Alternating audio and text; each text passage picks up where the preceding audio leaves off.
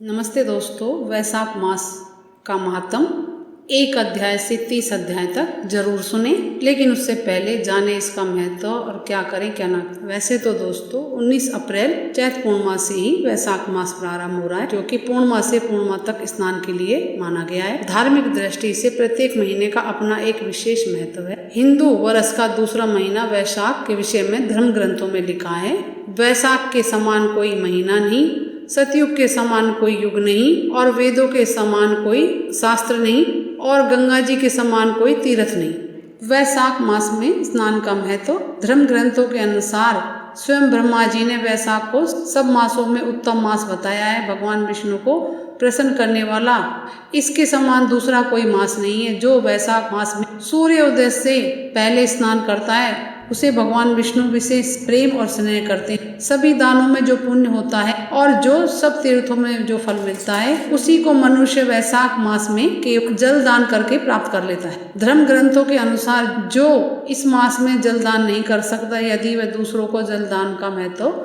समझाए तो भी उसे श्रेष्ठ फल प्राप्त होता है। जो मनुष्य इस माह में प्याऊ लगाता है वह विष्णु लोक में स्थान पाता है। ऐसा भी कहा जाता है कि जिसने वैशाख मास में प्याऊ लगाकर थके मांदे मनुष्यों को संतुष्ट किया, उसे ब्रह्मा विष्णु और शिव आदि देवताओं को संतुष्ट कर ली और उनकी कृपा प्राप्त कर। वैशाख मास में स्नान दान का बहुत महत्व है और इस माह में वैशाख महात्म सुनने का भी है बहुत अधिक महत्व। जो मनुष्य इस वैशाख माह में दान करता है उसके जीवन से गरीबी दूर हो जाती है, सुख समृद्धि आती है।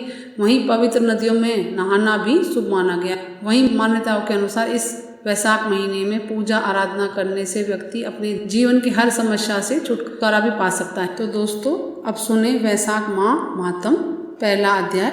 बोलो भगवान विष्णु की जय, भगवान लक्ष्मी नारायण की जय। सूत जी कहने लगे कि ब्रह्मा के पुत्र श्री नारद जी से राजा अम्बरीश ने पूछा कि हे ब्राह्मण, मैंने सुना है कि वैशाख मास सब मासों में उत्तम है, सो कृपया आप वैशाख मास का महात्म विस्तार पूर्वक मुझको सुनाइए।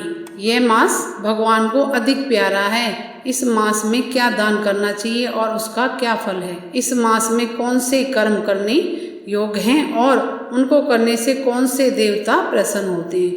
भगवान विष्णु को कौन से कार्य व कौन से दान प्रिय हैं और उसके फल व उद्देश्य भी कृपा करके विस्तार पूर्वक कहिए। भगवान का पूजन कैसे और किन वस्तुओं से करना चाहिए? नारद जी बोले, हे राजन, सब मासों का वृतांत भगवान ने लक्ष्मी जी से कहा था और मुझको ब्रह्मा जी ने सुनाया था। यह मास विद्याओं में वेद, मंत्रों में प्रणव, वृक्षों में कल्प वृक्ष, गौओं में कामधेनु, नागों में शेषनाग, पक्षियों में गरुड़, देवताओं में विष्णु, वर्णों में ब्राह्मण, प्रिय वस्तुओं में प्राण, मित्रों में भार्या, नदियों में गंगा, तेजस्वियों में सूर्य, शस्त्रों में चक्र, धातुओं में स्वर्ण, वैष्णवों में शिव, रत्नों में कौस्तुभ मणि के समान है। भगवान की भक्ति के लिए यह मास सबसे उत्तम है।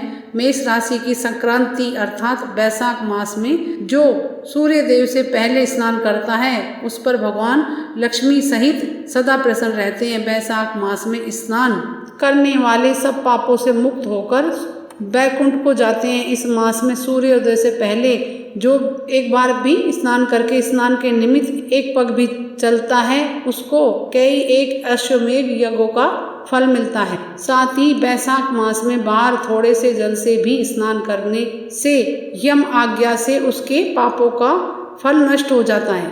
विष्णु भगवान की आज्ञा से वैशाख मास में सूर्योदय के 6 घड़ी तक सब तीर्थों के अधिष्ठता देवता जल के बराबर मनुष्यों के हित के लिए ठहरते हैं, परंतु इस समय तक भी जो स्नान करने के लिए नहीं आते उनको श्राप देकर फिर वह अपने धाम को चले जाते हैं। इसलिए वैशाख मास का स्नान अवश्य ही करना चाहिए। वैशाख मास महात्म का पहला अध्याय मंगलम शुभम जरूर सुने दोस्तों। वैशाख मास महात्म और कुछ पूछना कमेंट्स करके पूछें। मेरे चैनल को लाइक करें, सब्सक्राइब करें, शेयर करें। नमस्ते दोस्तों, बोलो भगवान विष्णु की जय।